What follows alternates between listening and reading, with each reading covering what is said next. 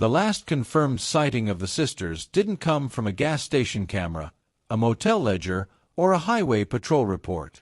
It came from a handwritten note, folded twice, left on a kitchen counter beside two empty mugs.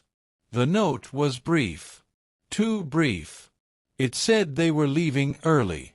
It said they would be back in a few days. It said not to worry. They never came back.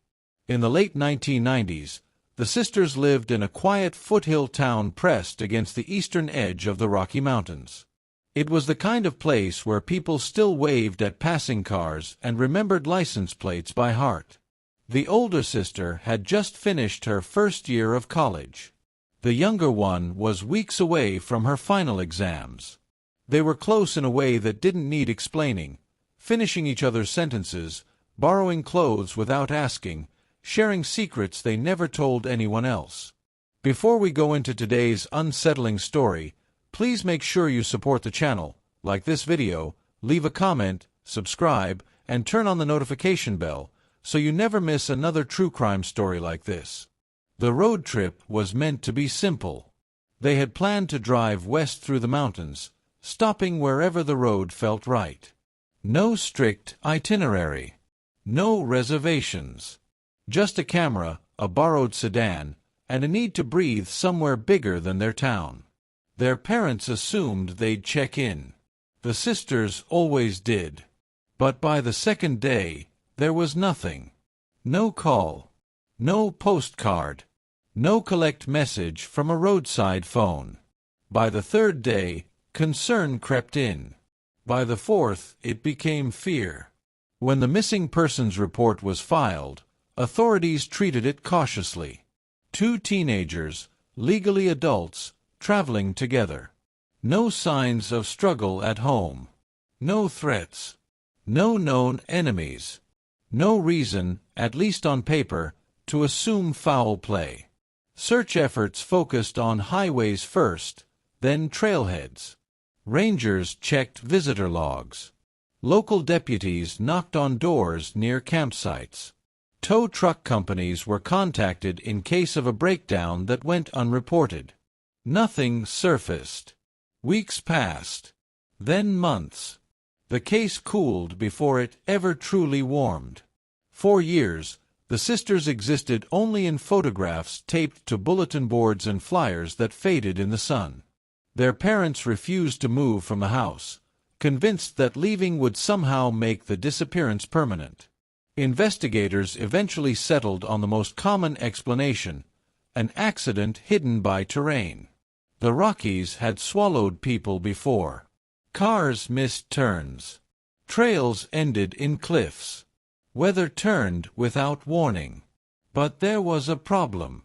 No car was ever found. No wreckage. No tire tracks leading off a road. No oil stains on gravel. No personal belongings discovered by hikers or hunters. Not even a scrap of clothing. It was as if the sisters had driven into the mountains and simply stopped existing. By the early 2000s, the file was marked inactive. And then, in 2022, something changed. It began with smoke. A lightning-sparked wildfire tore through a remote section of national land far from marked trails. The area had once been mined decades earlier, then abandoned, left to rot behind warning signs few people noticed anymore. When the fire cleared, it exposed ground no one had seen in generations. A seasonal camper, someone who spent months at a time living off-grid, was the first to notice that something was wrong. He had returned to the area after evacuation orders lifted, walking the perimeter to check for damage. Near a rocky incline blackened by ash, he spotted a metal hatch partially uncovered by erosion. It didn't belong there. The hatch was rusted, bolted shut, and deliberately concealed beneath branches and stones. It wasn't listed on any land use maps. No markers. No records.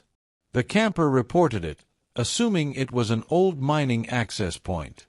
When federal agents arrived and pried it open, the smell told them everything they needed to know. Inside was a vertical shaft descending into darkness. And near the opening, wedged between debris and dirt, was a wallet. It had been protected from the elements by layers of soil and ash, its contents intact. The identification inside belonged to one of the sisters. The discovery stunned investigators. The location was nowhere near the original search areas. Not near a road. Not near a campsite. It was miles off any path the sisters should have reasonably taken. The FBI reopened the case immediately. As teams descended into the shaft, they found more. Personal items. A backpack with frayed straps. A camera sealed in a plastic wrap, corroded but potentially recoverable. Scratches on the rock walls, not from tools, but from something dragged. Or someone. Deeper down, the shaft opened into a horizontal passage. And there, partially crushed against stone, was the outline of a vehicle. Not a wreck in the traditional sense. No twisted metal from a fall. It looked placed. Forced. Wedged into a space too narrow to accommodate it naturally. The realization shifted the entire case. This wasn't an accident. This was concealment. When forensic teams retrieved the camera and developed the film weeks later, the images raised more questions than answers. The first photos showed the sisters smiling beside their car, unaware of what was coming. Another was a blurred selfie, taken hastily. Then came a photograph of a warning sign. Unmarked shafts. Entry prohibited. Why were they near it? Why hadn't they turned back? The fourth image showed one sister mid-frame, and behind her, partially obscured by shadow, a figure that didn't belong. The fifth image was the most disturbing. A face pressed close to glass. Eyes wide. A hand visible, not hers, gripping her shoulder. The final frame was almost abstract. Metal bars, darkness beyond, and motion blur suggesting the camera was dropped. Investigators realized something else. The photos were taken after the sisters disappeared. Which meant one thing. Someone else had been there with them. And whoever it was had gone to extraordinary lengths to make sure no one ever found the truth. Until a wildfire forced the mountain to give it back. The FBI began tracing land records, trespass reports, and forgotten complaints from decades earlier. And buried in an old logbook was a name they hadn't expected to see again. A name tied to the mountains, to the mines, and to other disappearances that were never supposed to be connected. The name appeared in a margin, written smaller than the rest, almost as if whoever logged it didn't want to give it weight. It was attached to a complaint from the early 1990s, a report of repeated trespassing near abandoned mining corridors. The individual wasn't charged. He wasn't detained. The notes described him as reclusive, oddly familiar with the terrain, and uncooperative but calm. At the time, it meant nothing. In 2022, it meant everything. Federal investigators began rebuilding a timeline that stretched backward more than 30 years. They mapped every documented mine, shaft, and sealed tunnel within a 50-mile radius of where the sisters' belongings were found. Most had been closed for decades. A few had been deliberately hidden, filled, or disguised, often without proper documentation. One detail stood out. Several closures had been performed unofficially. No permits.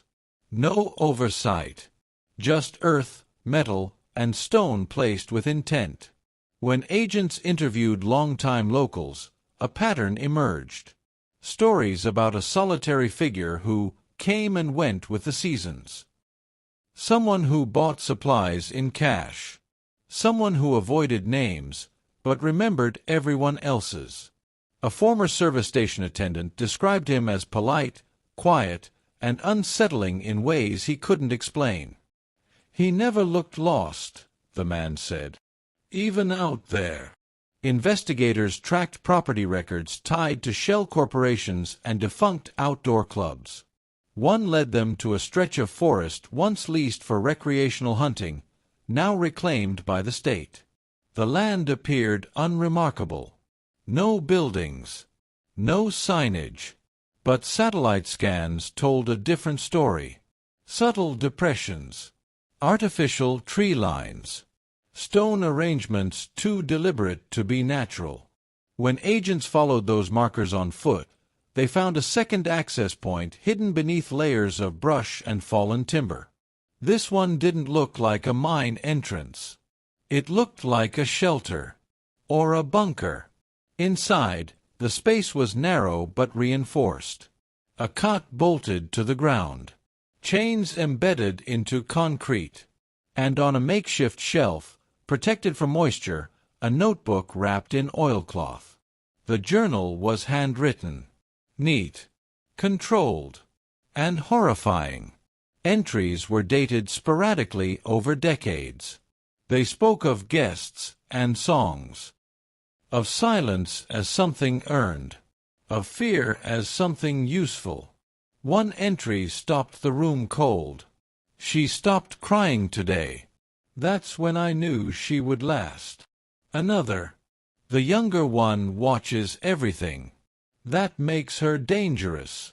There were no names, just descriptions, just ages, just observations that stripped humanity down to variables. Further entries referenced symbols, birds, wings, cages, repeated obsessively.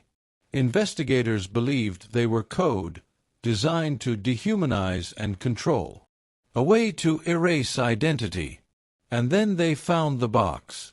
Buried beneath loose stone near the rear wall, it contained fragments of clothing, a handful of photographs, and objects that had once belonged to different people.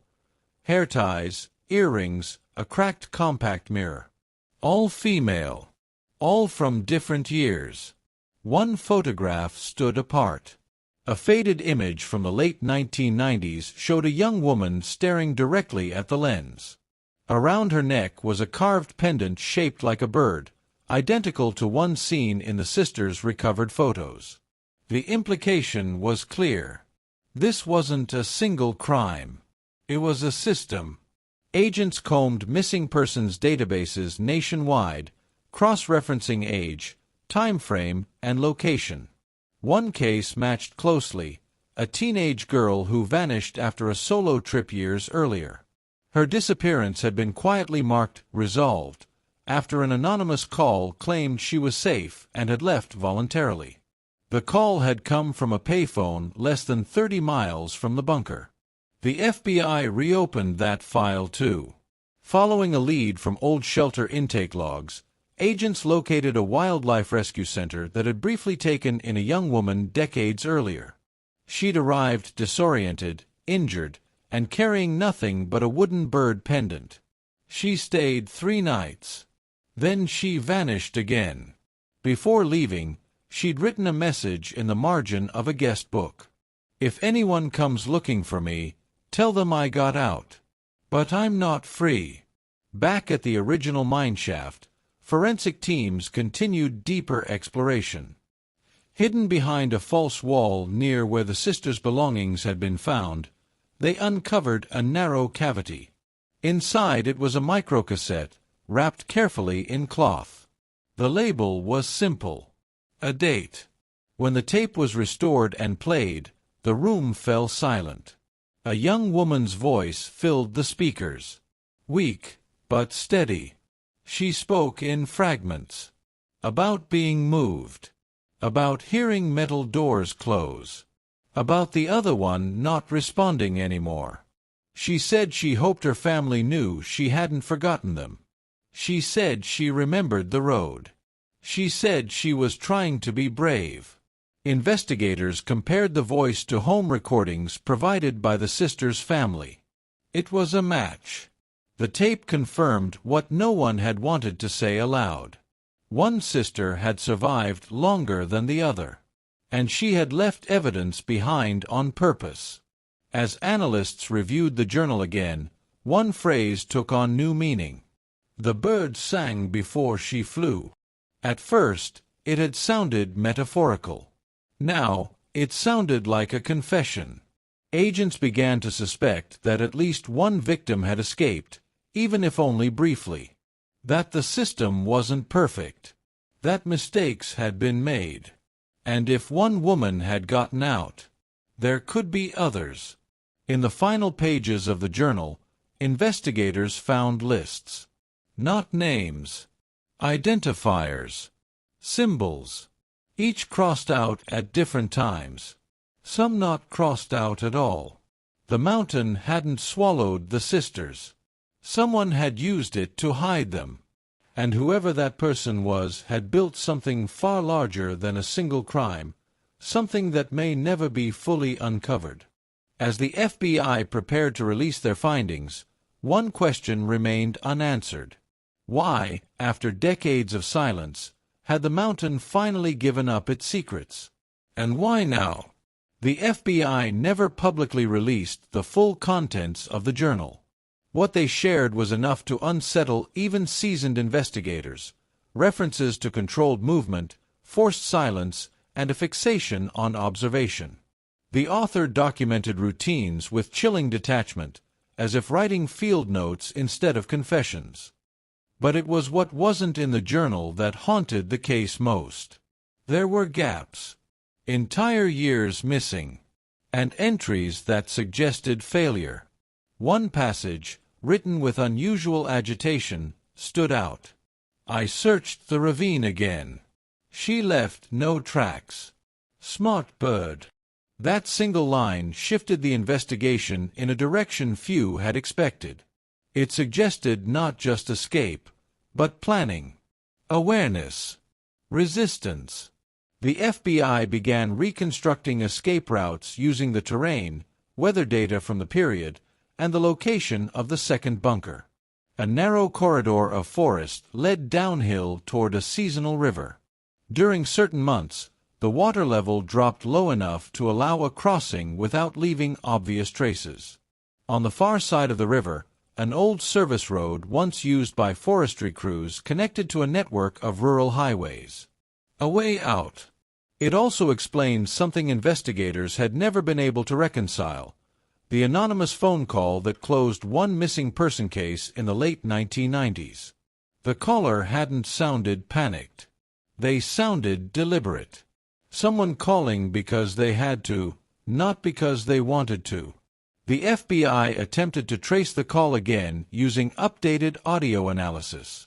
The voice was female. Young. Strained, but controlled. And consistent with someone who had learned how not to draw attention. Despite renewed efforts, no confirmed identity could be established. The woman had vanished a second time, this time by choice. The sisters' case followed a different path. The microcassette suggested the older sister had been kept alive longer. That she had understood the system. That she had hidden evidence where she believed it might one day be found. Investigators returned to the mineshaft one final time. Using new scanning equipment, they detected irregularities behind a collapsed section near the lower corridor. When the rock was carefully removed, it revealed a narrow chamber just large enough to stand in. Empty. No remains. No belongings. Just scratch marks near the ceiling and a small symbol carved into the stone. A bird in flight. The discovery ignited debate within the task force. Some believed the chamber had been used temporarily, a place of punishment or isolation. Others believed it was something else entirely. A waiting space. Hope, fragile as it was, crept back into the narrative. If one woman had escaped years earlier, if another had left a message meant to be found decades later, then perhaps survival was not impossible. But there was a darker possibility too. The journal's final pages referenced preparation. Movement. Letting the mountain close its mouth. Shortly after the last dated entry, Land ownership records showed the associated properties changing hands through intermediaries. No bodies were ever found. No suspect was ever formally named. The individual connected to the journal was questioned once, briefly, before the investigation fully solidified. He denied everything. Claimed the journal was fiction. Claimed the bunkers predated him. There was no physical evidence tying him directly to the crimes. And then he disappeared. No death certificate. No confirmed sightings. No trace. The case was officially listed as unresolved. In 2024, the FBI quietly added an addendum, a single paragraph noting the likelihood of additional unidentified victims and the possibility that one or more may still be alive. The sisters' parents never got the closure they were promised. What they received instead was something harder to carry. Proof. Proof that their daughters hadn't been forgotten. Proof that they had been seen. Proof that they had fought. And proof that the mountain hadn't taken them by accident. To this day, hikers report strange markings near old mining corridors, small carvings, stones arranged into shapes that don't belong. Rangers remove them when found, but they always seem to return. Birds. Wings. Symbols without explanation. Some believe they're warnings. Others believe they're messages. And some believe they're signs left by someone who learned how to disappear, not because they were taken, but because they chose survival over being found. The FBI continues to receive tips. None have led to arrests. None have led to remains. The road trip from 1998 remains officially unsolved. 2 sisters vanished into the Rockies. Decades later, the truth surfaced just enough to prove one thing. They were not alone. And whatever happened to them didn't end in that mountain. It walked away. Do you believe the sisters were taken by someone who knew those mountains better than anyone else? Or do you think there's still someone out there who survived and chose to disappear forever? Was the discovery in 2022 the end of the truth, or just the part the mountain was finally willing to give back? Let me know what you think really happened in the comments. I read every single one. And if stories like this matter to you, stories that give voices back to the missing, please support the channel by liking this video, sharing it with someone who loves true crime, and subscribing so you don't miss the next investigation. Don't forget to turn on the notification bell, because the next story may connect in ways no one expects. Until then, stay curious, stay safe, and remember, some disappearances don't end.